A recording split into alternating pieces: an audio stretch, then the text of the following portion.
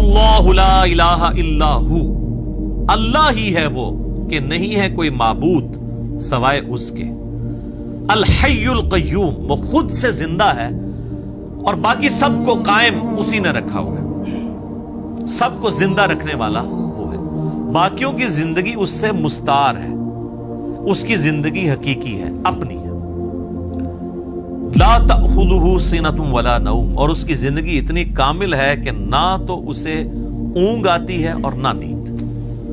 ہماری زندگی آپ دیکھ لیں ناقص ہے، ہم 24 گھنٹے کے اندر ایک دفعہ ضرور مر جاتے ہیں،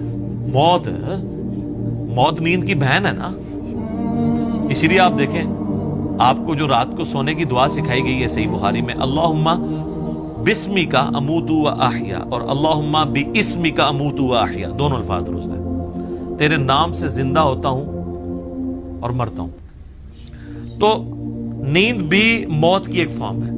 ہماری جو زندگی ہے وہ بھی ناقص ہے، ہم ڈیپینڈنٹ ہیں اللہ کے اوپر اس اعتبار سے کہ جب چاہے وہ سانس روک لے، اور اس اعتبار سے بھی کہ 24 گھنٹے میں ہمیں ایک دفعہ سونا ہی پڑتا ہے، ادروائز آپ اگلے 24 گھنٹے، دنیا کا ذہین ترین آدمی، دنیا کا طاقتور ترین آدمی کتنے گھنٹے جاگ سکتا ہے؟ یہ بزرگ جو جاگتے رہے نا 1-1 سال یا 2-2 سال، کہانیاں نے، کوئی نہیں اٹھ جاگتے، جس کو ہے نا اس کو لے کے جاگ کے بتائے کوئی، اور کہتے ہیں جناب 3 سال تک کھایا پیا نہیں ہے۔ اس کے ساتھ اس کہانی کو کمپلیٹ کیا کریں، ساتھ یہ بھی کہا کریں کہ نہ کھادا پیتا نہ پیشاب کیتا، کیونکہ اگر کھایا پیا نہیں ہے تو پیشاب تو کھانے پینے کے ساتھ ہے نا، آپ کھانا پینا چھوڑ دیں پیشاب ختم ہو جائے گا۔ یہ ساتھ کیوں نہیں کہتے ہیں کہ 3 سال تک پیشاب بھی نہیں کیا، اور پھر اس طرح کا بندہ لے کے آنا ہے، اس کا جو ہم کریں گے نا وہ ہماری ویڈیوز میں ریکارڈ ہے۔ دوسرا ہے نیند نہیں آئے گی اور اس سے اونگ بھی نہیں آتی، یعنی اتنی کامل زندگی ہے کہ ایک لمحے کے لیے بھی جھٹکا نہیں آتا۔ لہو ما فی السماوات و ما فی الارض، اسی کے لیے ہے آسمانوں اور زمین کی بادشاہی۔ من ذا الذی یشفع عندہ الا باذنہ، کس کی جرأت ہے کہ اللہ کے حضور کسی کی شفاعت اور سفارش کر سکے سوائے اس کے اذن کے؟ ظاہر ہے کسی کی جرأت نہیں ہے۔ دنیا میں سفارش یہ ہوتی ہے کہ کسی شریف آدمی کو پکڑ کے پولیس لے گئی ہے تو ایک وہاں کا بڑا آدمی جا کے سفارش کرتا ہے کہ جی آپ کو غلط فہمی ہوئی ہے، میں اسے شروع سے جانتا ہوں، بڑا شریف آدمی ہے۔ اب اللہ کو اس طرح کی سفارش تو کوئی نہیں کر سکتا کہ یا اللہ آپ کو غلط فہمی ہوئی ہے، بندہ غلط پکڑ لیا آپ نے، نہیں، ایسے تو ہو ہی نہیں سکتا۔ اسی لیے اللہ نے کہا کہ اس کی جرأت ہے کہ مجھے کہے، مجھے سفارش کرے کسی کی، میرے کہنا نہیں۔ تو اب آپ دیکھ لیں بابوں کے بارے میں وہ دھونس کے عقیدے جو رکھے ہوئے ہیں، اسی تو آپ کو قرآن نہیں پڑھنے دیتے، جس نے یہ آیت پڑھنی اس نے کہنا ہے کہ بابا کتوں آ گیا، اتنے کوئی بھی کھنگڑ نہیں دینا اللہ نے، سوائے جس کو اذن دیا ہے محمد رسول اللہ صلی اللہ علیہ وآلہ وسلم، اور وہ بھی ایک پوری دردناک حدیث ہے بخاری مسلم میں، حدیث شفاعت، کو یوٹیوب پہ میرا کلپ دیکھ لیں۔ یعلم ما بین ایدیہم وما خلفہم، وہ جانتا ہے جو ان سے پہلے ہو چکا، جو ان کے بعد ہونے والا ہے۔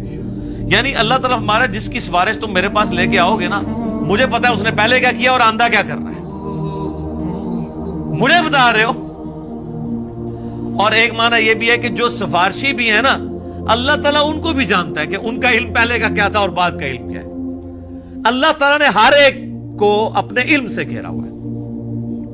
وَلَا يُحِيطُونَ بِشَيْءٍ مِّنْ عِلْمِهِ إِلَّا بِمَا شَاءَ، اللہ کے علم کو کوئی نہیں گھیر سکتا سوائے اللہ تعالیٰ جس کے لیے چاہے تو اس کے اوپر کوئی علم آشکار کر لے۔ یعنی اللہ تعالیٰ کے علم کو کوئی اور مخلوق نہیں گھیر سکتی، اللہ نے سب کو اپنے علم سے گھیرا ہوا ہے، سوائے اس کے کہ وہ جو سورہ آل عمران میں بھی آتا ہے 179 نمبر آیت میں، کہ اللہ کی یہ شان نہیں ہے کہ وہ اپنے غائب کے اوپر کسی کو اطلاع دے سوائے اپنے پیغمبروں کے، اور تمہارا کام ہے اللہ اور اس کے پیغمبروں پر ایمان لاؤ۔ پیغمبر وہ ہستی ہوتی ہے کہ جس کو اللہ تعالیٰ غیب کی خبریں دیتا ہے، غیب کا علم دیتا ہے اتنا جتنا اس کے لیے پسند فرماتا ہے۔ علم الغیب کے اوپر میرا مسئلہ نمبر 6A اور 6B آپ دیکھ سکتے ہیں، وہ ڈیٹیل ٹاپک ہے۔ تو جتنا جس کے لیے چاہتا ہے اللہ ظاہر فرماتا ہے، اور جس کے لیے نہیں چاہتا ظاہر نہیں فرماتا۔ وسع کرسیہ السماوات والارض، اسی کی کرسی نے آسمانوں اور زمین کو گھیرا ہوا ہے۔ ولا یؤودہ حفظہما، اور اللہ تعالیٰ کو زمین و آسمان کی حفاظت کرنا کوئی مشکل نہیں ہے، تھکا نہیں دیتی یہ چیز۔ وہو العلی العظیم، اور وہ بہت بلند ہے اور عظمت والا ہے۔ اور اس کی یعنی صرف اللہ تعالیٰ نے یہ بنا کے مخلوق چھوڑ نہیں دی بلکہ اس کی حفاظت بھی اپنے ذمہ لی ہوئی ہے.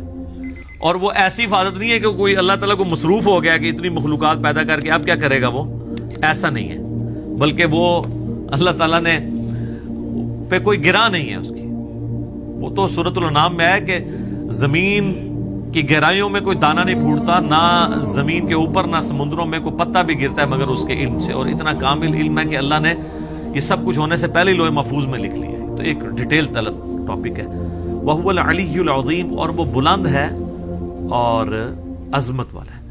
اب یہاں پہ ایک اللہ کا نام بھی آ گیا علی. علی یون تو مخلوق میں کسی کا نام ہو سکتا ہے, یہ ہے العلی. جب الف لام سے ہوگا تو دی علی خاص ہو جائے گا. رحمان تو کوئی بھی ہو سکتا ہے, الرحمان اللہ ہے. رؤوف کوئی بھی ہو سکتا ہے, نبی الاسلام کے لیے ہے بالمؤمنین رؤوف الرحیم, لیکن الرؤوف اور الرحیم اللہ ہے. صرف رؤوف اور رحیم سورہ توبہ کی آخری آیات میں نبی الاسلام کے لیے بھی ہے.